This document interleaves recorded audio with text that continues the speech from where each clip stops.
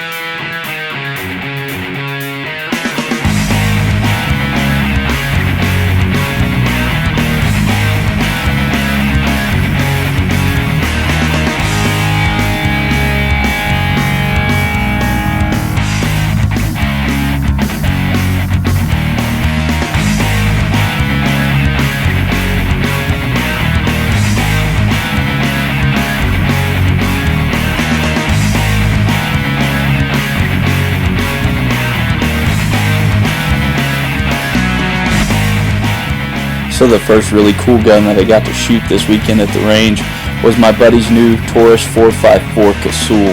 The Casull is a cartridge that was developed as a Wildcat cartridge in like 1957, and then it was kind of brought more around closer to the 60s, but man, this cartridge is absolutely massive. You'll see here in the video when I compare it to a 40 cal. This cartridge is just huge. In 1987, Ruger decided to start chambering its Red Hawk in it, but then Taurus got it and started making the Raging Judge Magnum in '98 and 2010. So this 454 Casull is so freaking powerful. It is absolutely just a massive round. It's not quite as big as the Smith & Wesson 500, but it is almost there. I mean, it can still only hold 5 rounds to the chamber because it has to have so much meat in between the rounds so it doesn't just obliterate when you pull the trigger. And this weapon's a little bit stiff. It's brand new, but man, this thing is a freaking hoss.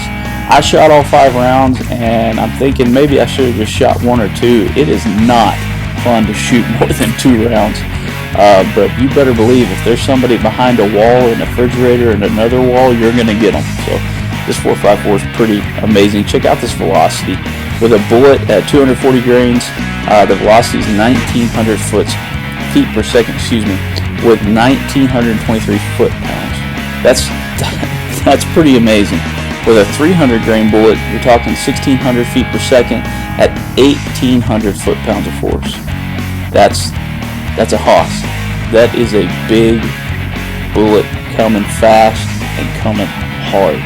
And out of a pistol, man, this is a bear hunting pistol.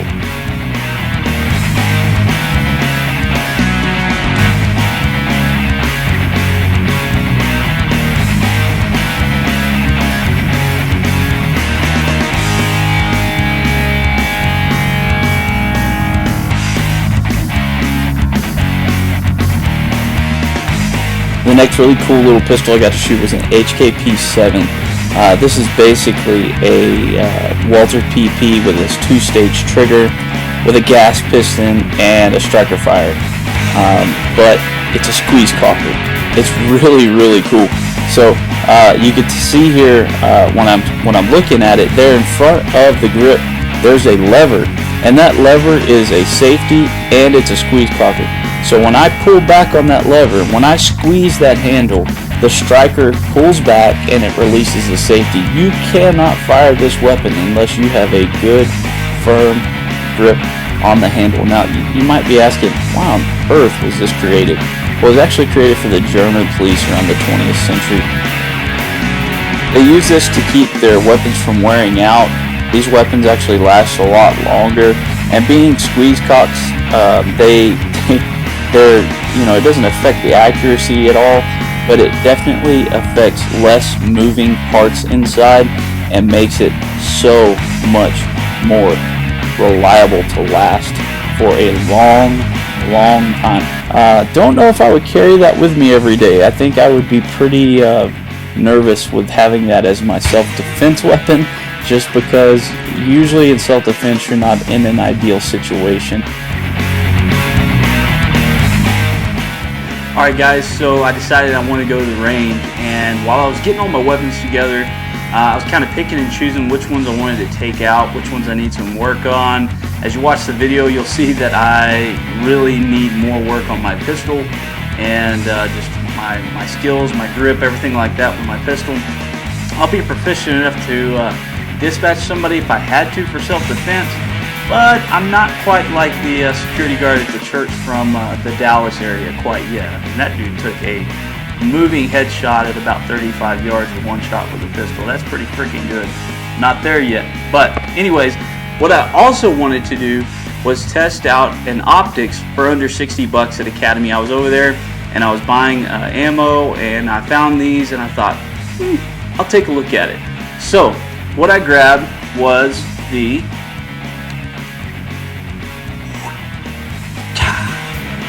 FireField. It's got a couple of different settings for red dots in it. It has either a red or a green. It has crosshairs, it has dots, it has circles, all kinds of different. It has a few different alignment tools, and it comes with a great little case, and you'll see me put it on. It's freaking easy to put on. I mean, it is 2 screws and it's on. It takes the same battery as my Vortex scope, and so very, very cheap, and actually extremely impressed with how well it operated. Very impressed with how it held zero. I only put a few rounds through it on video, but really impressed at how it kept holding on through the rest of everything. I mean, I had it on. That's one of the downfalls. My Vortex will turn itself off after a while. These literally don't turn them off unless you turn off, and probably what happened was, while it was in my bag, it got switched to the on position. So carry extra batteries, but they're really stinking cheap. I mean, for under 60 bucks, I'm impressed, very impressed. Side note, not sponsored by any of these people. I did pay full price, and I mean, unless you want to send me some free stuff to check out, FireField Academy. Anyways, yeah, didn't get any of this sent to me for free. Didn't get any discounts or anything like that.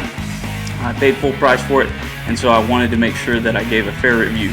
Listen, you cannot compare this to a $300, $400, $500 RedDot.